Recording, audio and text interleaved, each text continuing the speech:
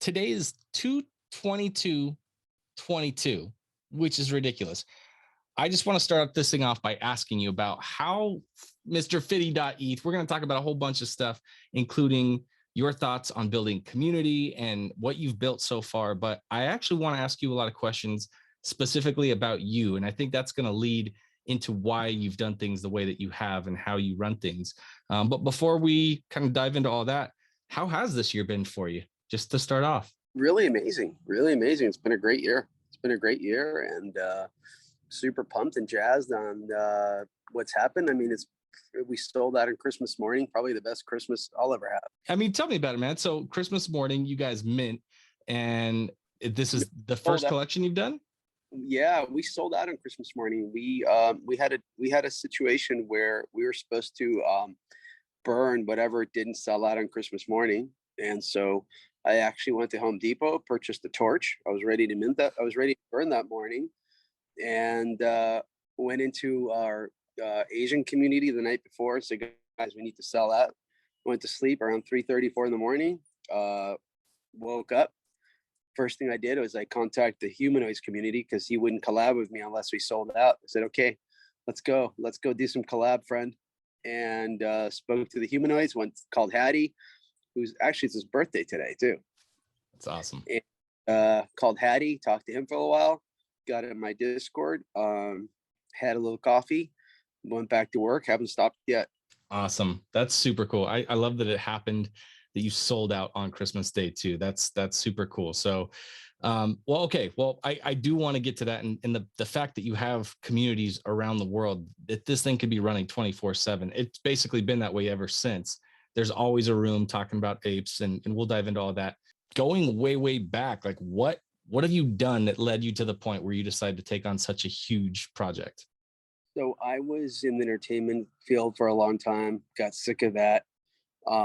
I was flying around the world way too much. Got into real estate, have been doing real estate, so continue to do real estate. COVID hit. I had a lot of downtime because a lot of my inspectors, a lot of the contractors were closing down some of my sites. I don't do traditional real estate. I buy my own stuff. I sell my own stuff, warehouses, building, etc. So I do a little bit of a unique kind of development. And I'm licensed, but I really don't do that. I think I've done 1 or 2 transactions with my license to really do my own stuff. But I've been really good at building communities. I've been really good at building properties. I've been really good at building relationships with my contractors and builders and electricians and plumbers and so on. And I've been able to find the best people. So after being in crypto and after being in the BSC platform for a while, being rugged about 100 times, joining the Ethereum platform and working with NFT for probably about 3 or 4 months, losing a bunch of money, getting into communities that are dead, I realized that the space needs a community. It needs a place where people can grow, people can have friendships, people can have relationships, people can do more than just buy a digital picture. Because most people I know, they say, why would anybody spend $1,000 or $500 on a digital picture? You're not buying a digital picture. You're buying a community. You're buying a friendship. You're buying a relationship. You're buying into a country club of opportunities. And if you can understand that and explain that to people, they get it. And that's how I've been able to build a successful community. Love that, man. Yeah, I mean, it makes sense that especially if you've been doing something solo for a while. I like Hugh's background. If you've been doing something solo for a long time and you don't have to change up the way that you do it because that's like, oh, you have to follow this exact standard, and what you've done with real estate, it makes sense that you're like, okay, I know how to do my own thing. I know how to run my own ship and do things my way. And I want to have a community that kind of gets to work into that same philosophy. So what was it that brought you to a place where you started rounding people up to make this thing happen? I mean, I know you wanted to do it. What were your first steps to actually get this project off the ground and make a team? Exactly what I do in my real life. I found what I need to do. I went the basics, like when you build a house, you have to find an architect, find a contractor, find electricians, find a team, find a property. So I built a Discord, found the best people for the Discord, Twitter Spaces, Clubhouse. We've got Snapchat. We've got Instagram, Facebook. I mean, I got the best possible people to do all the social media stuff. Doesn't say that I got it right. Doesn't say that I got it right the first time. We had a lot of challenges, had a lot of doubters, bless them all, but they're no longer with me. But, you have to keep changing people around. You have to do things. I didn't just go out there and say, I have a project, I have a roadmap, and that's it. No, I have to keep modifying. I have to making it better. And I'm still making it better. As we speak today, I'm still working on, becoming bigger and better and learning. And I listened. I didn't just go out there, show my own projects that everybody else does. I actually went out there and listened. And I listened to what the holes were on all the other projects. And the biggest hole was, I don't know what they're talking about. Every project I hear, okay, metaverse, great. DAO, great. What the hell's a DAO? What the hell's a metaverse? Anybody ever been there? Probably not. But guess what? You have a project these days, they come on there. Well, we have 4,000 kitties and we have 4,000 monkeys and we have 2,000 goldfish, and everybody's like bored. All of a sudden, but we have the metaverse. Oh my God, I'm buying this. They have metaverse. So the metaverse and the DAO has become a keyword to sell a project. I didn't do that. I'm not saying I'm close to it. I love going into new places, but I'm definitely not going to be the first one there. I actually went to the metaverse and I bumped into walls with Carol Baskin. That was fun. But I think the biggest thing I did was I actually talked about real world stuff. Like we brought on partners like Golden State Hemp. We brought in music into our projects. So we brought in real companies into our project. And I actually built communities by talking to people, listening to people, not just lecturing. Right. What was the hardest part about kind of assembling that team? The hardest part about assembling the team, that's a great question. I mean, I went with a few people that I've been with on Discords, some alpha Discords I've been in for the past year. So I had a base, but the hardest part is trying to find more people, because you need to find a person who does this, you need a person who does that. So you need to do that. So I think the hardest part was really it, and this is something I've been really good at. I have no problem getting rid of people if they're not doing their job. So I switched people up all the time. I constantly kept switching people up. And I found a team that I thought was really, really good. And I was really happy with it. And about a week before it mint, I started getting the doubts. Oh, I don't think we're going to sell that. Oh, we need to do more giveaways. Oh, we need to go get a mutant ape and give that out. So I did all that. I bought a mutant ape, gave it out. I gave out a $60,000 ape. It's worth $100,000. We gave out 25,000 to Team C's. We did all that live. Doesn't really help. The give out people are not what brings you a community. The give out people are people who are looking for freebies. Not that I mind who I gave it to. He's a great guy, and he's actually a police officer that works in Orange County at the airport. Great guy. But what I'm saying is that going back, I didn't need to do all that. So came right before sellout, I had a lot of problems with people who just giving me negativity. I don't do well with negativity. I bring in people that are positive. So I just replaced and replaced and replaced and replaced. And then luckily I had some of the best people that just came to my team, like really smart ladies. I think having women being a part of the project really helped me out. I think that's been my blessing, because I have some really, really smart women, and I have some great Australians. I've started to really like Australian people. The birds. So, well, I wish we had the bird sound right now. That's always in there. I'll tell you something interesting. So last night I was on the phone with STEM Queen, and we were talking about Australian projects, and for some reason they've been doing really, really well. Like Lazy Lions are Australian. There's another female project recently that's launched. I don't want to bring up names, but they're also Australian team. And I asked her, I said, why are Australians teams doing so much better? Like their projects do well. She says, just get shit done. And I think that's important, to get shit done. Australian people, they're doers. So I think having women on my team, being able to make replacements, being able to make modifications, not being able to being able to just not be afraid of changes is the biggest thing. Because too many people are scared to change. Oh, we have a project, we've got a crap team. Well, we'll just try to see what happens. That's not how it works. Lots of little pivots, it sounds like. 100%. That's cool. What I hear one of your teammates in the background. Tell me about your dog. I could hear a dog in the background, right? He wants the podcast. That's awesome. You like apes? He likes the snapbacks, he said.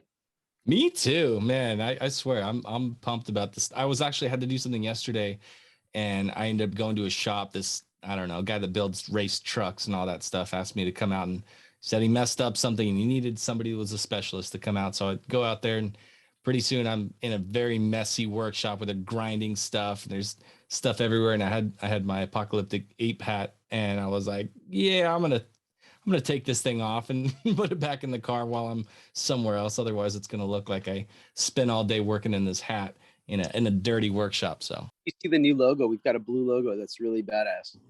nice. Yeah, I was looking at all the apes that had the hat, the snapback, and blue eyes. I was like, which one of those is me? I was just looking through them, but there's so many cool ones out there. And yeah, I mean, so actually, this is like the perfect segue. So we talked about building community, talked about people who get shit done. And I mean, the point is there's people in your community that are just doing things, right? And people care about different aspects of it. And it looks like, at least from, somebody who saw this from the outside looking in, there's voices that you hear a lot of, people that you talk about, Right. and, other people then pay more attention to those people. So it's like a, community building inside of itself. But somebody that you always talk about is Hugh, and Hugh's always, asking you about different apes, and, do you like this? Do you like that one? He's buying these things up all the time. And I told him he's like an NFTologist. He can just tell you all the different little traits and stuff like that. So yeah, I mean, I think if you think now's the time, why don't we say hi to our friend Hugh really quick and ask him kind of how he became part of the community, and what brought him to today. Yeah, he's been amazing. He's just a big part of the ape community. He's the kind of people that are important to the community because not only is he a good person, he's a family person, he's positive, uh, but he's also extremely knowledgeable in network marketing. And in an NFT space, you need people who are experienced in not just digital art, but they also have to be knowledgeable of other things. And he's had his own business. He's got a mining business. He's got a lot of stuff that really helps the project, and he's also really smart, and he happens to be a nice person. So I feel like that's a huge benefit for the apes. So Apocalyptic Apes are definitely happy to have Hugh. Yeah, and he's running a ton of rooms. Tell us about that, Hugh. What's up, my man? How are you? Hey, how's it going? Oh yeah, I started reading articles on like the Bored Ape Yacht Club and some of these communities. I was like, whoa, that's kind of crazy. Why would somebody put so much value in an NFT? And it's not about just the NFT. It's about the community. It's about building a business into the NFT that kind of rewards the holders of the NFT. And I know some people buy art for art's sake, and that's cool too. Like they're not looking for anything from it. But being in the space and being a newbie, even though I've only been in it for about 6.5 months, I feel like it's been 6.5 years. Yeah, it's And fast. I'm seeing, like I talked to you about real world business. Like a lot of these people have no business plan, they have no marketing strategy. They're just kind of going on the same community that goes from project to project. So when Yeah. you look at that, in any kind of successful business, you need to expand, not contract. And what a lot of people do is they get the same community. This is an error I see. They get the same community and they're always talking to the same people. Right. And the only way you can expand a business is by talking to new people, because that's what expands your business and it opens up new audiences and it creates momentum. So, and then not only the values of Apocalyptic Apes, but just going into like some of the properties. When I looked at the art, you can see behind me, this is one of my PFPs that I really love. It's a crystal ape. It's got a banana. I love bananas. I love fruit. And I heard about the Bored Apes, and then when I saw these, I showed them to my wife, and then she was like, well, don't you think the Apocalyptic Apes are like so much better looking than the Bored Apes? And I said, yeah, they are.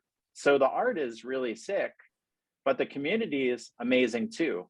And through the people in the Apocalyptic Ape community, I've gotten into some other projects that I'm already profitable in just because of a feedback loop. Like I'm in a crystal gang, and the crystal gang is like these blue apes that are like, behind me, like that one there. It's got this kind of metallic blue crystal like skin. And I'm in the crystal gang, and we're talking alpha all day long. We're talking about, hey, did you see this project? What do you think about this? And I picked up, like literally I picked up 5 or 6 NFTs from some of the NFTs those guys were talking about, which basically, the project was amazing. I wish I actually got more. But these are guys that have kind of been in the space. you know, they're playing at like the top of their game. I actually want to ask Fity about that too, because there's so many guys that are in different spaces. And one of the things that you said a minute ago was that you see the same group of people that are doing the same things over and over again, and they're just kind of moving from one project to the next to the next. My questions earlier when we were talking was about what some of the hardest things, like what were the obstacles, the things that you had to overcome putting that first team together.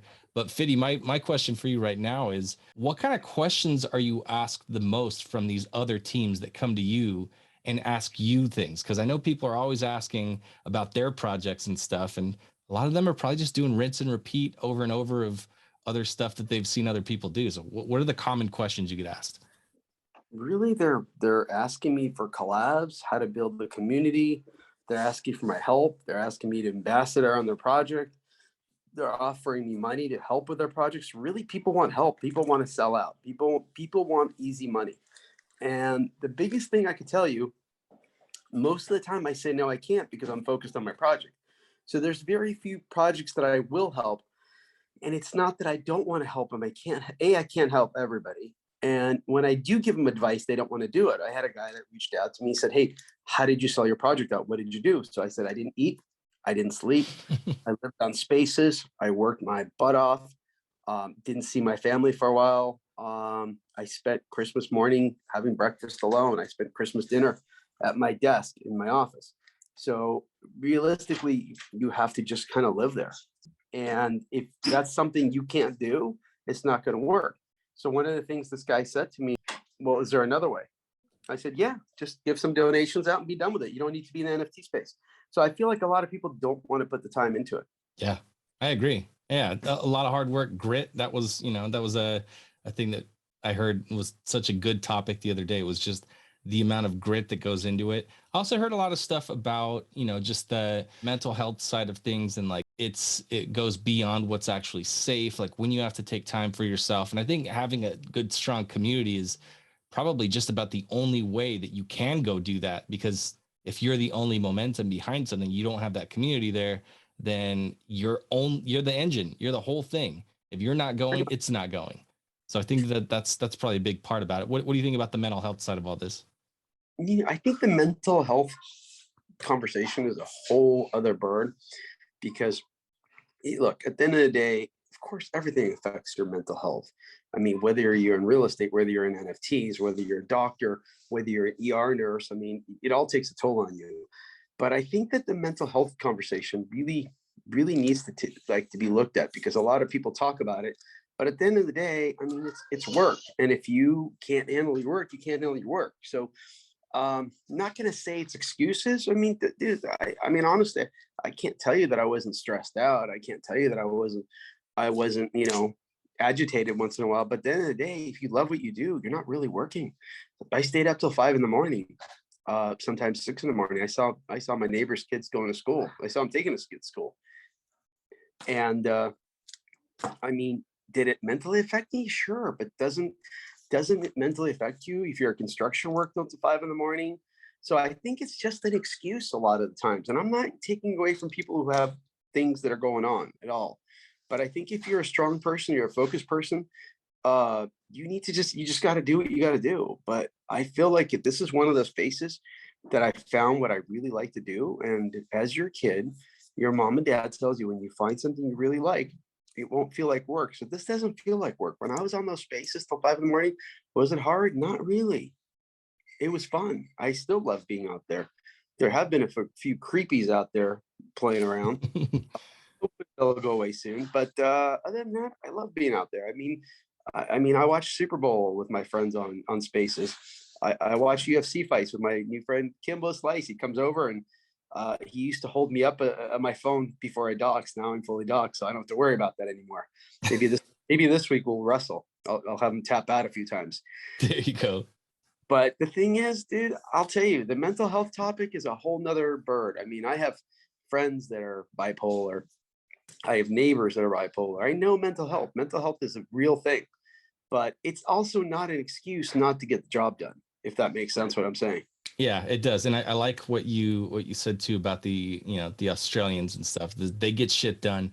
The other thing that you'd mentioned before is that, you don't want to leave anything unfinished. If you're starting something, you're going to finish it. Like that speaks to your character. That's a lot about how this has come as far as it has. So let's take that in the direction of Australians getting shit done. Tell us about the Queens. I really want to hear about how community has now led to this second project, and that's the Queens. So how's that going?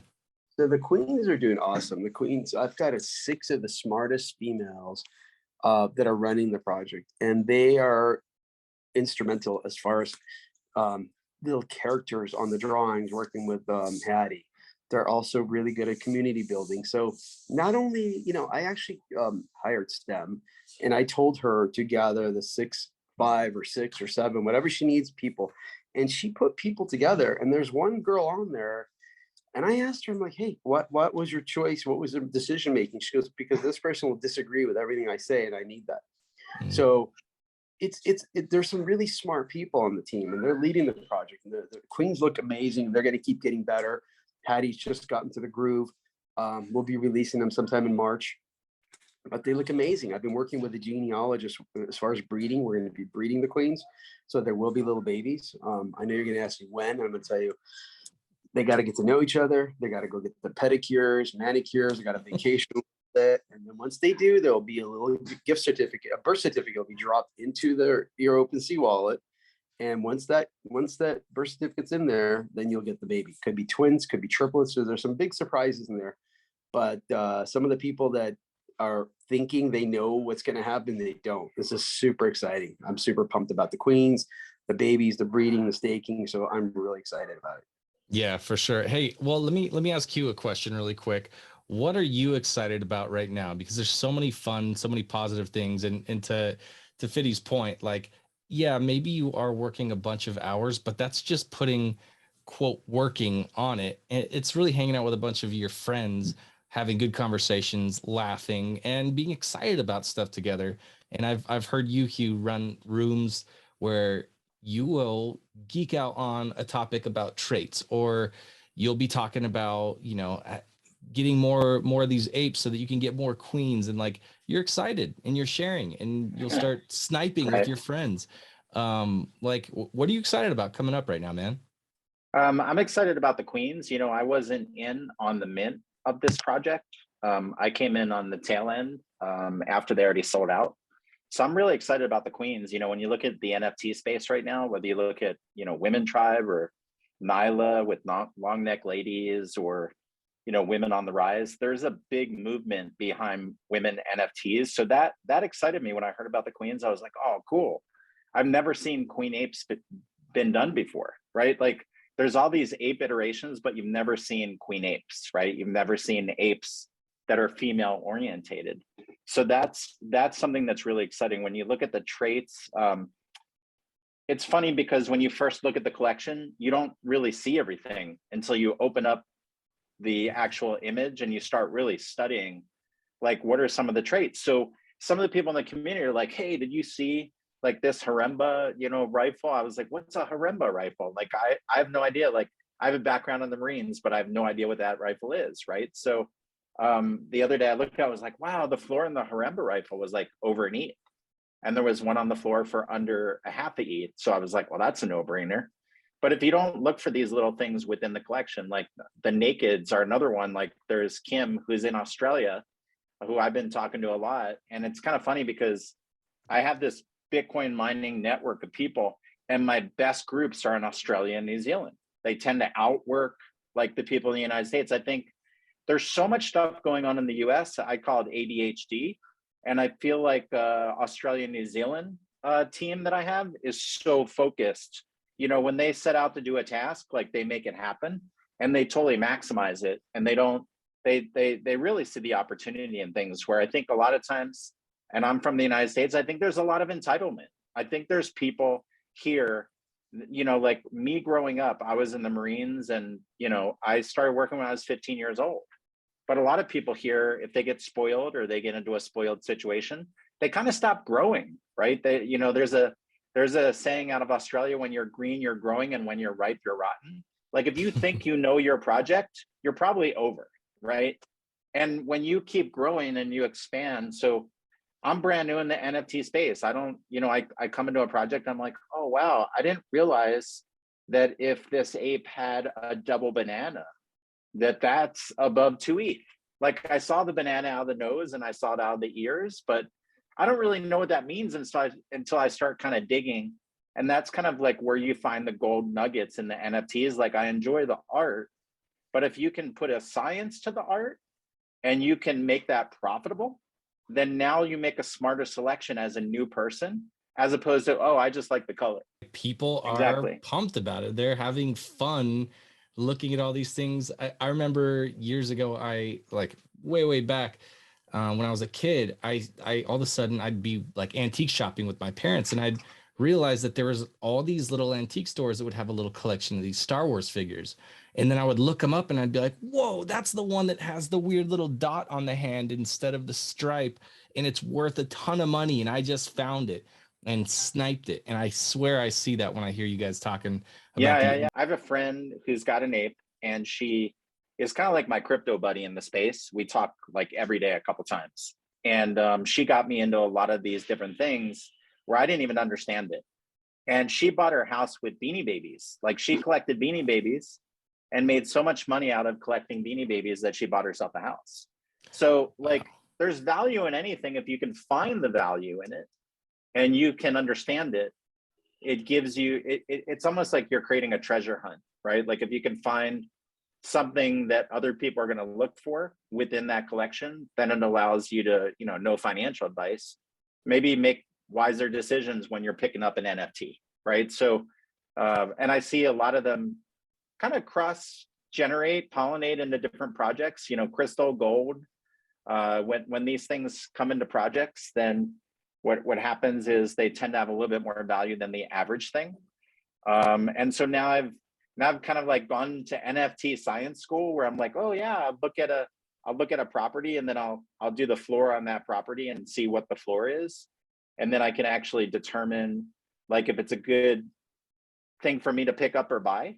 Like I was looking at like the Iron Man or the captain's hat, and I saw the floor was above 1 ETH.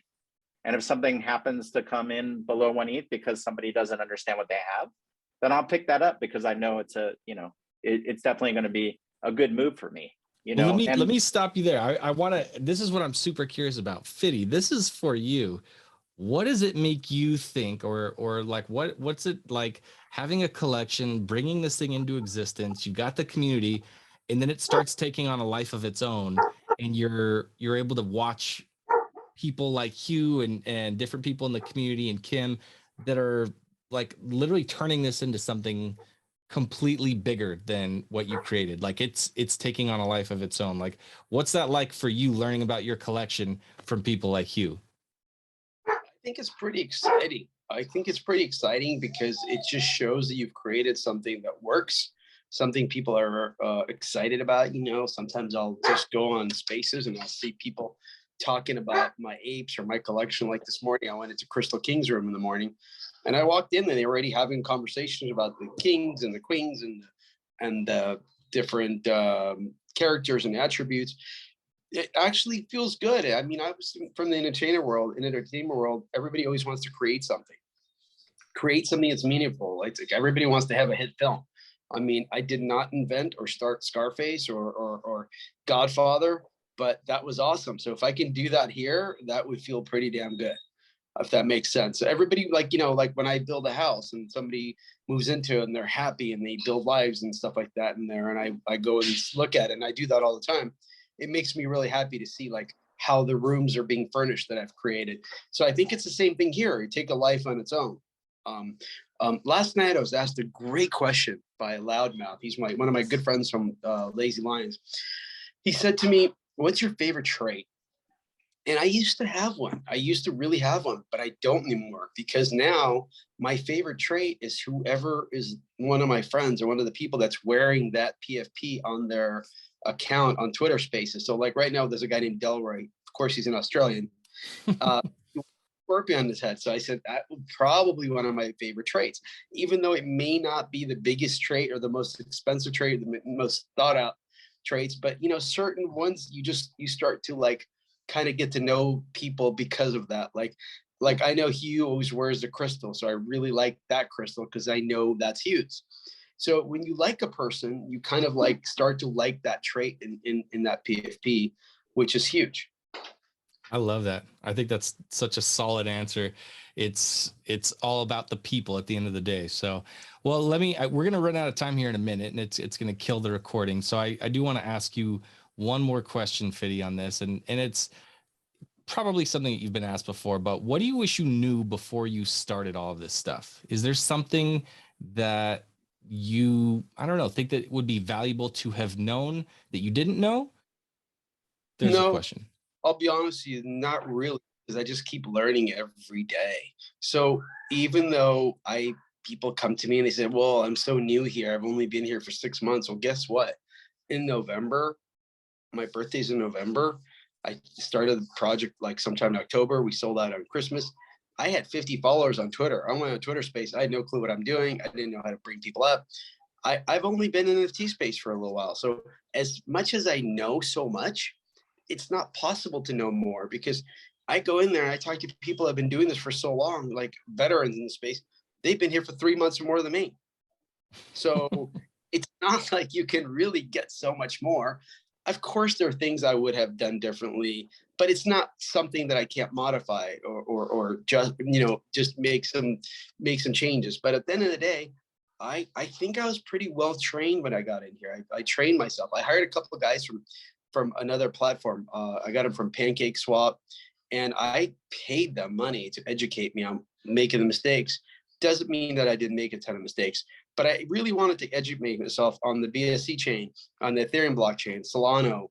How do you send money from Binance chain to Ethereum? How do you transfer ERC tokens to BNB? And there's just so much stuff where I talk to neighbors and friends, and they think they know. You ask somebody, so what do you do? I'm into crypto. Oh, cool. What do you do in crypto?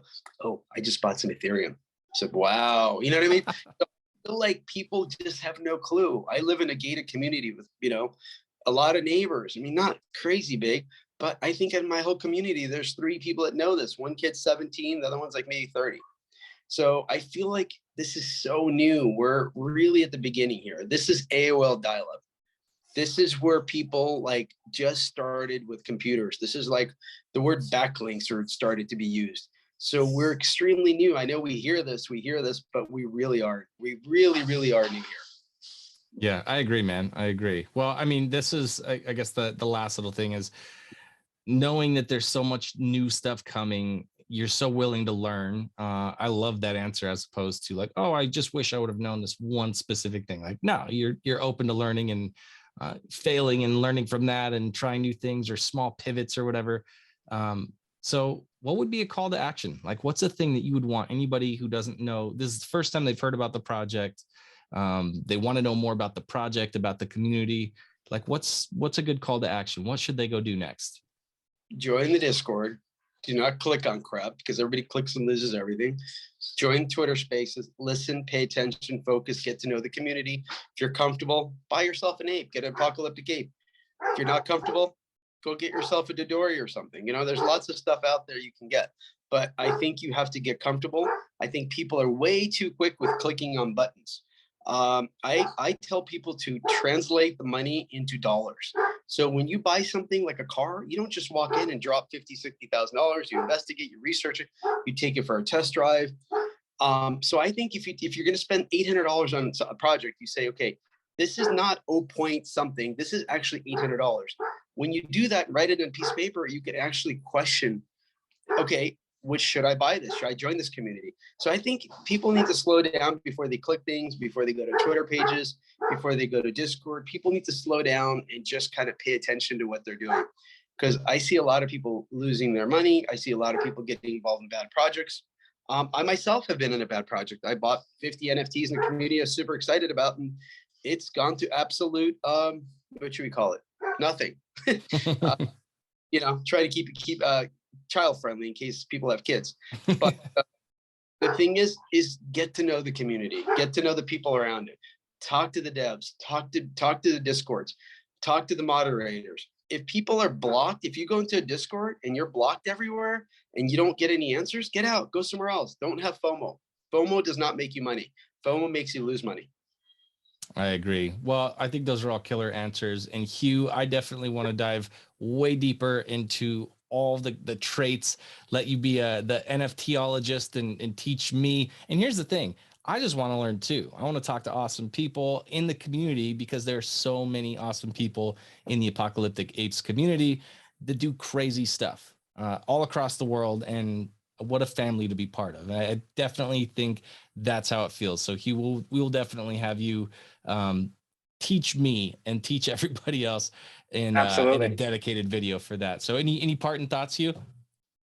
No, I agree with what Fity said, you know, like tap into Twitter Spaces, make sure you get the right link on, you know, the Apocalyptic Apes on OpenSea, which we can post, you know, with this content, and the right Discord, and then go in and kind of feel it out and get to know kind of the community, what we stand for.